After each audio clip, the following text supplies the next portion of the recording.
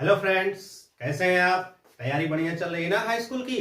दोस्तों, अगर लॉकडाउन में आप जरा भी पढ़ाई में कमजोर पड़े हैं तो बन जाइए हमारे चैनल पर, क्योंकि मैं अब आपको तैयार करवाने वाला हूं हाई स्कूल का पूरा मैथ का पेपर वेरी इंटरेस्टिंग तरीके से और सारी तैयारी कराऊंगा, जिसमें आज क्लास 10 का वास्तविक संख्याएं पार्ट 3 है। ये पार्ट 1 भी बन चुका है, पार्ट 2 भी बन चुका है। पार्ट 1 में हमने सीखा कि सिद्ध कीजिए करनी 2 3 कैसे अपरिमेय संख्या है। पार्ट 2 में हमने सीखा कि वो प्लस हो जाता है 2 प्लस करनी 3 या करनी 3 प्लस 4 वगैरह वगैरह, वो कैसे है।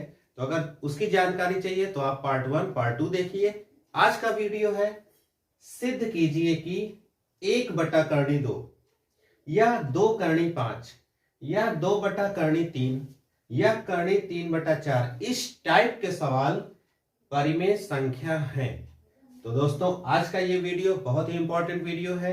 अगर आज आप इसे सीख लेते हैं, अगर 1 2 3 आप देख लेते हैं, तो मेरी गारंटी है लेसन 1 वास्तविक संख्याएं का जो 4 नंबर है वो आपको मिलके रहेगा। तो दोस्तों, मैं हूं विजय राय और स्वागत है आप सबका अपने YouTube चैनल सत्य साई क्लासेस पर।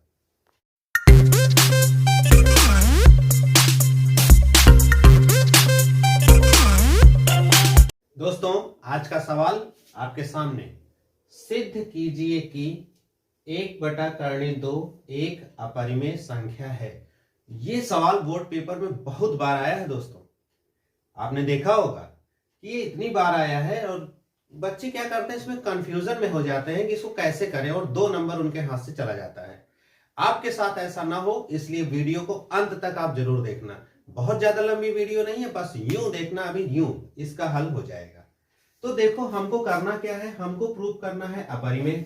ठीक, अपरिमेय प्रूव करने के लिए हम रास्ता चुनेंगे परिमेय, यह मैंने आपको बताया है।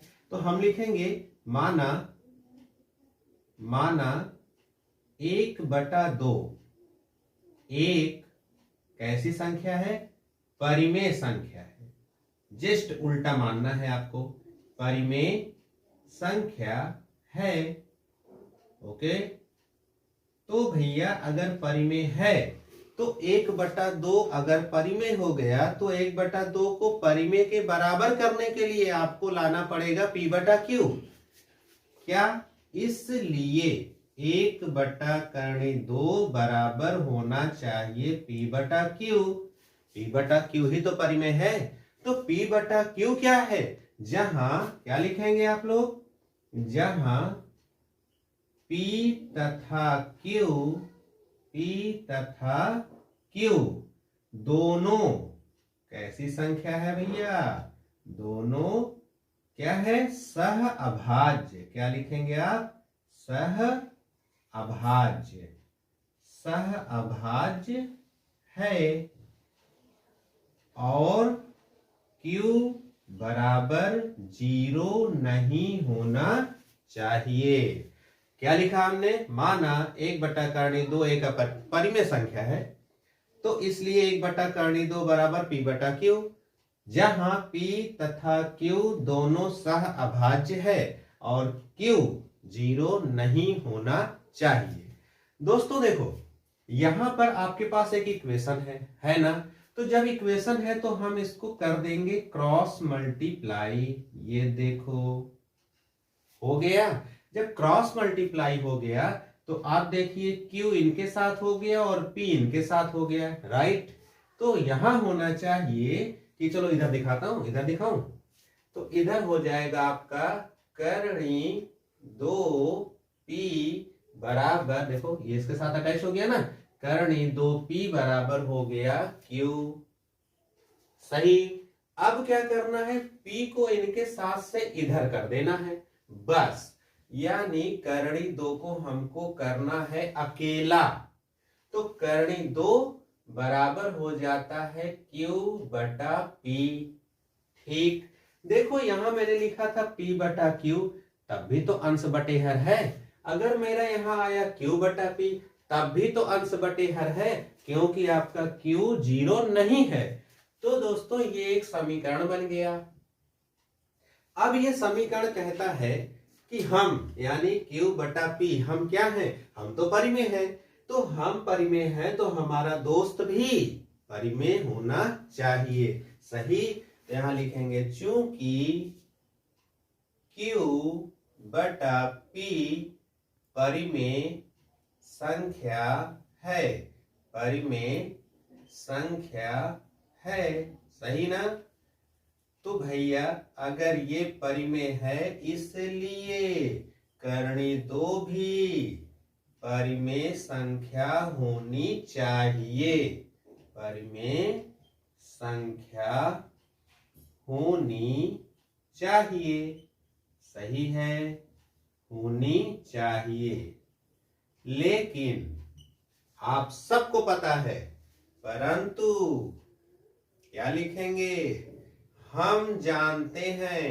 हम जानते हैं कि क्या जानते हैं? यही ना कि करणी 2 परिमेय है? नहीं, करणी 2 परिमेय नहीं है। करणी 2 एक अपरिमेय है। तो हमको लिखना है परंतु हम जानते हैं कि करणी 2 एक अपरिमेय संख्या है। सही ना? बिल्कुल सही।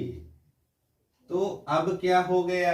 अभी ये कह रहा था कि हम परिमेय हैं तो तुम भी परिमेय बन जाओ, लेकिन ये बोला ना ना ना ना, हम अपरिमेय हैं तो तुम भी अपरिमेय बन जाओ। सही। अगर ये हो गया अपरिमेय तो इनको भी कर देगा अपरिमेय।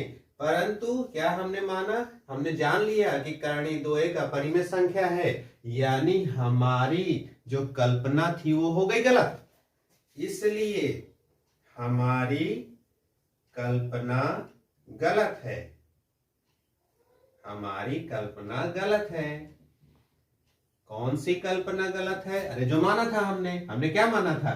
हमने माना था भैया 1 बटा करणी 2 तो परिमेय है, लेकिन हम तो हो गए गलत।